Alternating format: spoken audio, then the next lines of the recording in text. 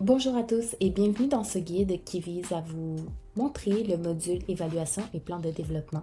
Alors, dans cette première vidéo, je vais vous montrer comment construire un questionnaire d'évaluation.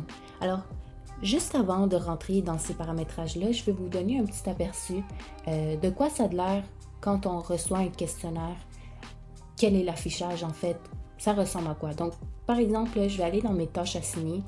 J'ai une évaluation à compléter, c'est mon employé Limé et moi, en tant que gestionnaire, je dois l'évaluer. Donc, pour vous illustrer un exemple de quoi ça a l'air, le résultat final de tout ça, c'est vraiment comme ça. Donc, on a une introduction avec un petit peu d'informations ici. On peut tout rentrer, c'est à vous de choisir ce que vous voulez mettre.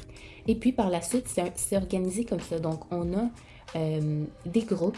Donc, on voit ici que les questions sont organisées par 3 groupes de compétences différentes, donc comportementales, interpersonnelles, organisationnelles, etc. Ça, vous pouvez tout définir, bien sûr. Et en dessous de chaque groupe, on a les questions respectives. Les questions, il s'agit d'une question avec une étiquette qu'on peut ajouter optionnellement. Et par la suite, on a une notation. On peut aussi rentrer un commentaire et puis vous allez voir, il y a plusieurs types de notations d'échelles différentes qu'on peut attribuer. Je peux vous montrer quelques exemples ici. On a des oui-non, on a des 0 à 4, réponse aux attentes, modèle à suivre. Bref, il y en a vraiment beaucoup que vous pouvez choisir. Et puis, si on descend en bas, on a la section questions. Ça, c'est la section questions ouvertes. Alors, ici, vous allez voir qu'on peut vraiment taper des réponses, donc plus pour des questions sur nos avis, des suggestions, des commentaires.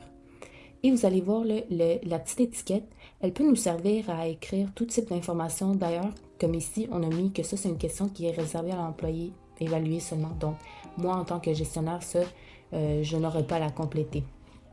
Alors, je vais tout de suite aller vous montrer comment est-ce qu'on configure ce formulaire-là.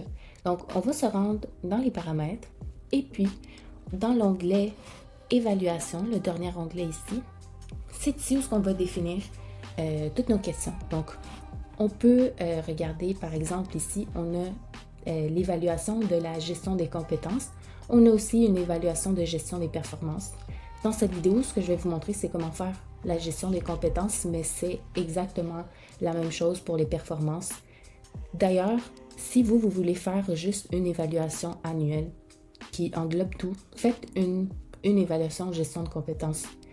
Celle de performance, elle est là, c'est si vous voulez faire comme 2 types d'évaluations différentes, une qui est plus comme justement sur les performances, sur les KPI, et puis un autre sur les performances. C'est à vous de voir, mais vous pouvez vous en tenir juste à l'évaluation de compétences aussi.